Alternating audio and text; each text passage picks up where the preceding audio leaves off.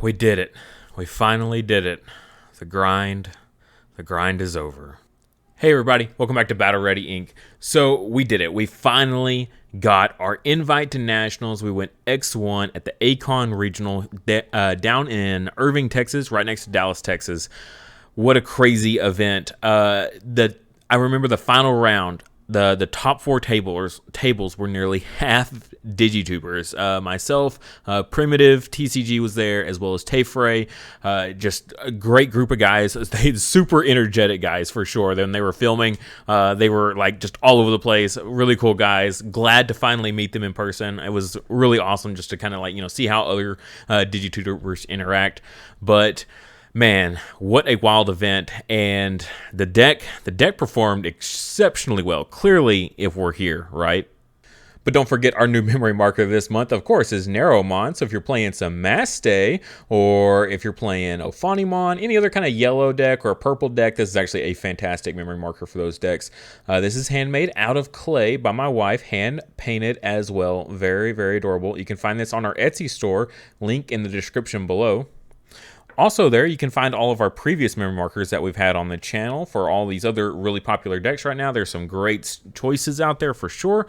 You can also find some of our Battle Ready Inc. merch, like our game mat sleeves, as well as our new dice. All right, so just going to go ahead and throw up our deck in the background here while we talk about matchups, break down the deck a little bit. A lot of this stuff as you've seen before. A couple oddball choices, some ratio choices that a lot of people wouldn't agree with. But you know what? I mean, if you don't agree with mine, that's okay. You know, it got the job done for me, and so that's what I'm here for, and I'm all about it. So if you're curious about anything, just stay tuned, and we'll talk about the ratios. For the most part, our matchups it was a lot of Black War Greymon. We saw some green hybrid, red hybrid, X antibody, and then once you get towards the top end, it was just all security control or yellow hybrid. I know people will argue that there's a difference. I guess it depends on how you build it. Most of the builds right now are like a yellow hybrid build. They're not security control builds like I build mine. They're very much like their own thing now. So a lot of that and a lot of Imperial. The decks to beat right now are Imperial and yellow hybrid, the rapid yellow hybrid. Oh my goodness, those decks they're both insane. I would say though that it might be yellow hybrid that's pushing to number one though. Just beats out Imperial a little bit. Imperial can beat it.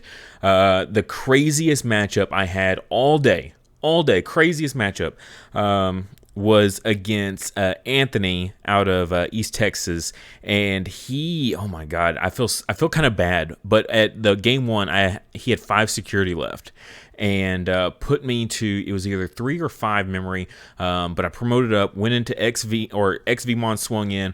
We DNA'd into Pyldramon. Pyldramon swung, unsuspended, swung again. We went into a dragon mode to then play out our level 4s, right, yeah, and DNA'd again, or then we unsuspended because we had the duo tamer, so Imperial got a swing again, DNA'd into another Pyldramon, swung, HPD the Pyldramon, it was nuts. Yeah, and then so we went into another dragon mode, played out the level 4s again, DNA'd a third time, absolutely nuts. And then game 2 did the same thing. In both of these games, I was about to lose. I was like 1 security left. They had like 5 security and 7 security on the second game. I was like, what do I do? Like, I just have to pray. And like literally as I'm evoing and drawing off all the Stingmons, I was like just drawing into piece after piece after piece of the puzzle to get the OTK in both games. It was just absolutely nuts. Cleared 5 security the first game, cleared in 1 turn, and then won, and then cleared 7 security on the second one.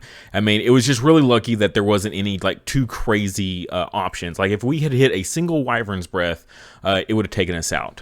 But that was literally the only thing. I think we might have hit into an Eden's Javelin in one of those, but it wasn't enough to actually take us down. Very, very close.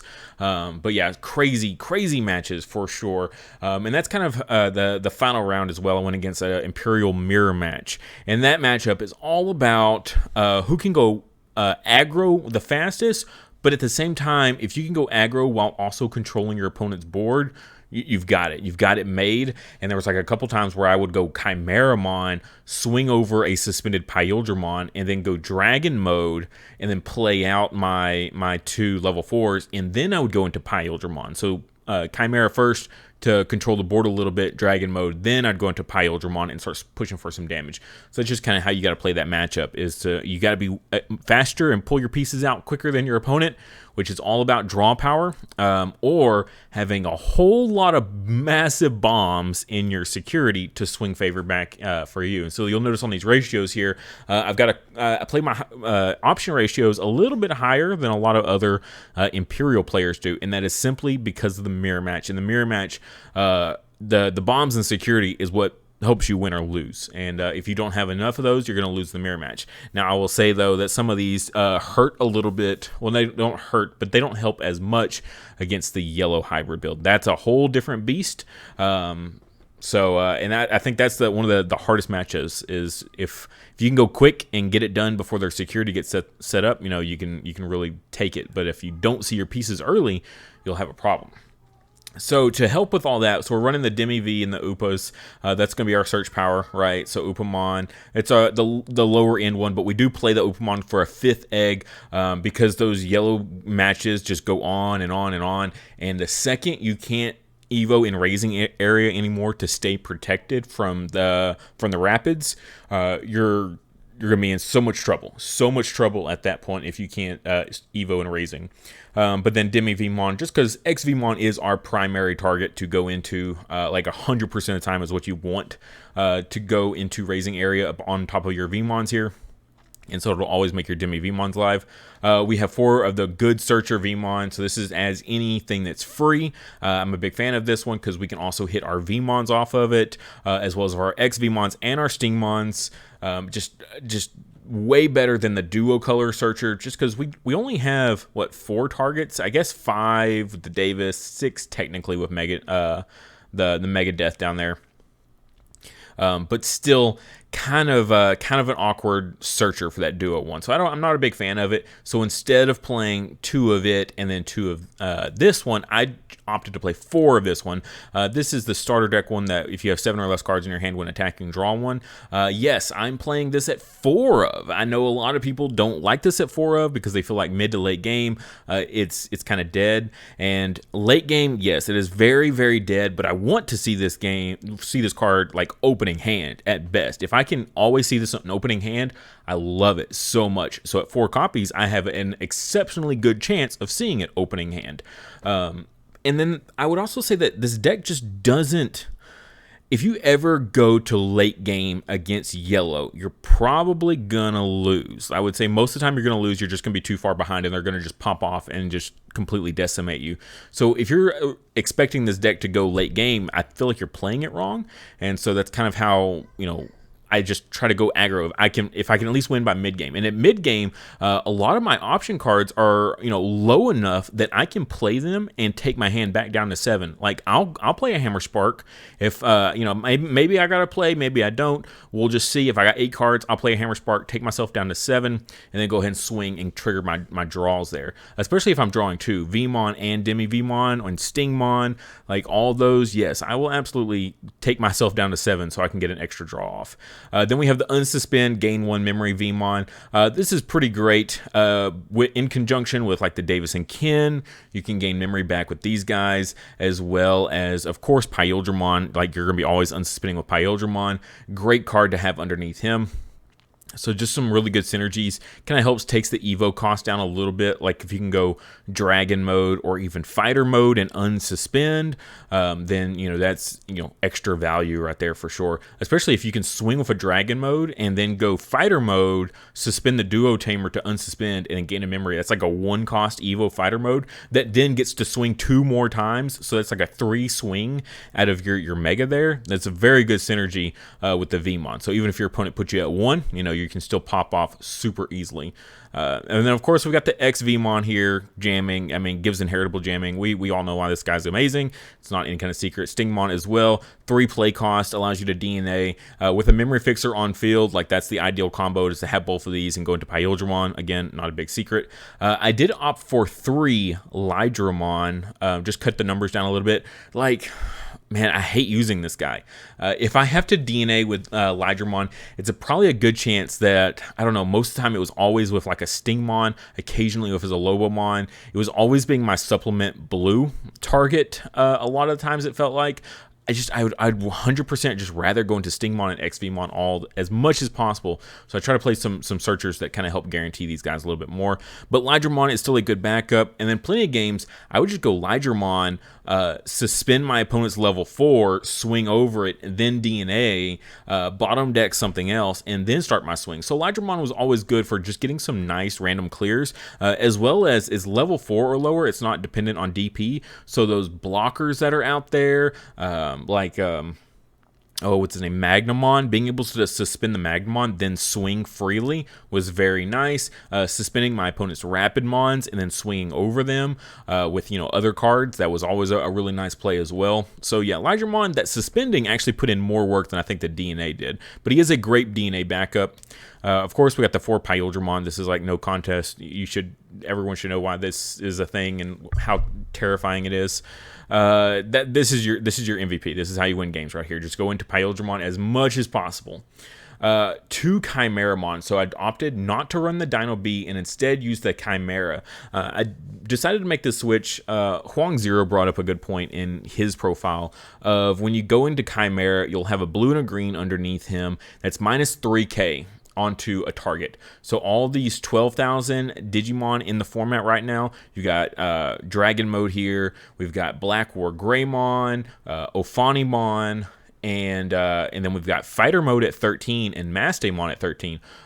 All of those we just said, with Chimera bringing them down by 3k, brings them into bouncing range for fighter modes. When we bring out a fighter mode, even if it's just directly on top of a Chimera for 5, it's okay, because that 10,000, being able to bounce that Mega, get that Mega out of here, like that's huge. Big tide swings. I had plenty of matches where I had that combo work out pretty nicely. Just really great synergy there.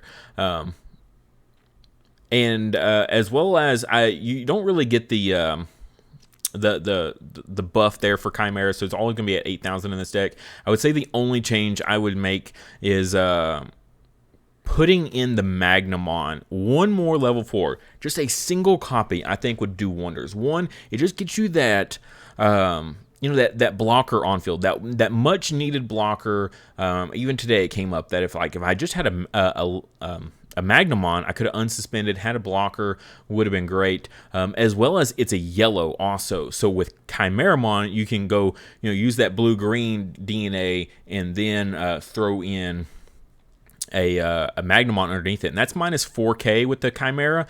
That's killing the XVs and the Stingmons. That's huge. Okay, that's like the biggest takeaway from that whole thing is with Chimeramon, that's a great counter to the mirror match. Being able to go minus 4k is like, you don't even realize how like further even beyond plus ultra that combo is. That extra 1,000 is insane. Is insane, because 4k in this format is like, there's so many important pieces. I don't know how many turns myself or my opponent would go Dragon Mode, play out X-Vmon and Stingmon to pass turn so they can use those next turn. Yellow hybrid, they can just go Rapidmon, clear those, no problem. But in the mirror match, it's really difficult. So Chimera with Magnamon is how you can do it in this deck. So I would love to work in one of those. Might drop a Lobomon down. We do see we are playing the 2 Lobomons. Just hybrid for game is really good. As well as there was a couple times where I'd go like hybrid on top of a Tamer and then DNA like my Stingmon with it and things like that. Whereas I didn't have anything in raising area to promote up, and it would be a good way to get me a blue level 4 on field. So I did, the Lobomon did put in work more than just like hybrid for game. I mean, yes, I definitely did hybrid for game at least 3, maybe 4 times in the event. But I also equally DNA'd with it as well, or just Evo in raising area because I desperately needed a draw and it drew into something like amazing. So really good combo synergy there. Dragon mode, really no reason to talk about this. Just extend your combos. We've talked about it several times throughout the video. Fighter mode, I really like fighter mode. You go Evo for 2 on top of your dragon mode. If your opponent doesn't clear a dragon mode, they are going to be in trouble, because then comes out fighter mode, and then fighter mode swinging twice every turn because he has a blue and a green underneath him. Because the dragon mode is blue and green. Yeah, fighter mode is insane. So suspend, I don't know how many games I'd go fighter mode, swing at security, suspend one of their targets on field, like their Ophanimon, suspend their Ophanimon, unsuspend, and then swing over the Ophanimon on the second swing. Yeah, they like just absolutely hated that. Fighter mode was very, very good. The double swing, suspend your opponent's stuff, swing over that, very great. Got the 2 Davis in here, just a solid searcher. It's a memory fixer. You got to start your turn at 3. To go into Stingmon reliably at 3, you got to have a memory fixer. So got the 2 Davis in here, and I do have the 1 Mimi memory fixer as well. Because the Mimi here, just being able to once you go Pyldramon, hatch, the Mimi was like the MVP, I would think, of the whole weekend. So many times I would go into my Pyldramon and then promote up with the Mimi, and so then it was like I would go from having 2 swings to 3 swings, and it would just, I'd got so many games off of because of the Mimi there. So you go XVmon swing, DNA into Pyldramon, Mimi effect, and then swing with the Pyldramon twice, and then swing with whatever you promoted up with the Mimi.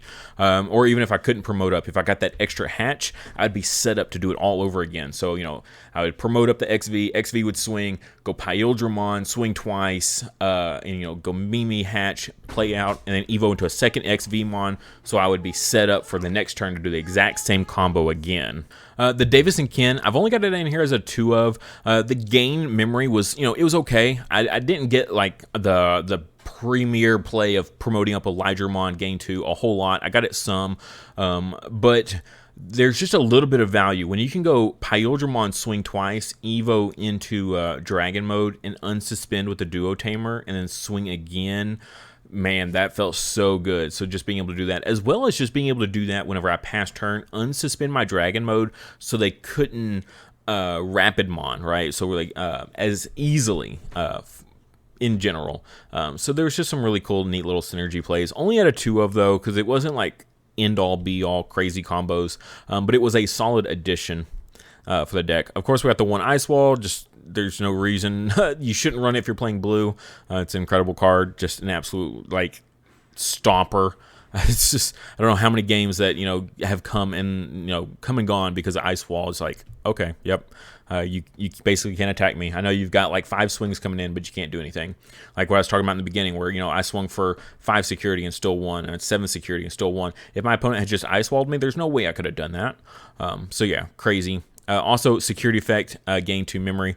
And then the Hammer Spark as well, gain 2 memory and security. These are just more bombs to have in the mirror match. These cards in the mirror match are huge, especially in security. Ice Wall in hand, of course, also. But it's just like having basically 5 Hammer Sparks potentially being in security. In the mirror match, I don't care if you can swing 5 times. If every time you swing, it passes turn back to me. So, it's going to take you a while to get there. And I'm going to be able to do a lot of damage in the meantime. So, really like the Hammer Sparks. Hidden Potential is such a stupid card. It is so OP beyond ridiculous. Like, yeah, it's at a 1-of, so you don't see it a whole lot. But if you do see it, I mean, almost every game I've seen Hidden Potential, I've won. Because just being able to go Dragon Mode for free, play out my level 4s, DNA them immediately into another, level 5, and then swing multiple times, and then go into like another Dragon Mode or a Fighter Mode. I mean, yeah, the Hidden Potential is just, oh god, it's so stupid. I've got the Megadeth in here. I got 3 of them. It's just a really solid card, I think. Suspend one of your opponent's Digimon, then return one of their opponent's suspended Digimon to the hand. Security effect was great. They would swing in with like a Mega. I would suspend something else, and then I would bounce the Mega. So it's like a 2-for-1 in security. Always great. Love to see that. Just so much good value in Megadeth in security. But then just being a 5 play cost removal option. I mean, every other deck in this game would love to have a 5 cost removal option. And it just put in so much work all weekend. I don't know how many games that I was like, oh no, I'm gonna lose. And they would go into like some crazy mega, and I'm like, okay, I drew into Megadeth. I would just Megadeth that away and reset the playing field. You know, I'd always have a memory fixer. Like having memory fixers in this is like something you want to go into very quickly. So you know, you'd pass your opponent back to 2. And it's not like crazy or anything like that, where like all these other removal options would put them, at 4 or 5, and it's like, oh no. So yeah, with the 3 Megadeths there, that's going to give us essentially 8 option bombs in security. Now, if you also kind of consider the Tamers as well, that's like 13 incredibly powerful things that if they get hit for free in security, feels super good. So really like the list. Like I said earlier, the only thing I think I would change would be drop a single Lobomon for a single copy of Magnamon, and really the list just absolutely performed wonders. The only match I dropped all day was against Blue Hybrid, and it wasn't just like any Blue Hybrid like Ozulong or anything. No, it was the Magna-Garurumon variant with bonds. So I mean, it was absolutely nuts, and it felt really bad because every time they swung into security with their hybrids, like they never hit anything that killed them. Now, granted, if you look at a lot of what we're running in here, a lot of it is pretty low DP. So I mean, most of the deck here is on the low end, but yeah, they just had very low chances of hitting anything high. But yeah, they never, the whole match, never really. I don't think they lost a single Digimon by swinging into security. It was pretty unfortunate. Very much of a grind because they never lost anything. But that is the deck. Very happy. Now that we've got our invite, we can play a lot more fun stuff. Any future regionals or store championships. Excited just to play some like really kind of neat stuff. Some more oddballs. Less of the like narrow focus, like meta, like highest potential decks. I mean, this deck is incredibly fun. I've enjoyed Yellow Hybrid in the past when I played it as well. But I'd like to see if I can take other decks and like bring them up to that same level. We've seen other decks also top these events, like Mastemon. We've seen like purple Bielstar decks do really well as well. Armors, I've seen Armors do well, I think in like Latin America. Yeah, so if I could do that with one of those other decks as well, I feel really good about it. So gonna try out some more craziness, and we'll see how it works out for us.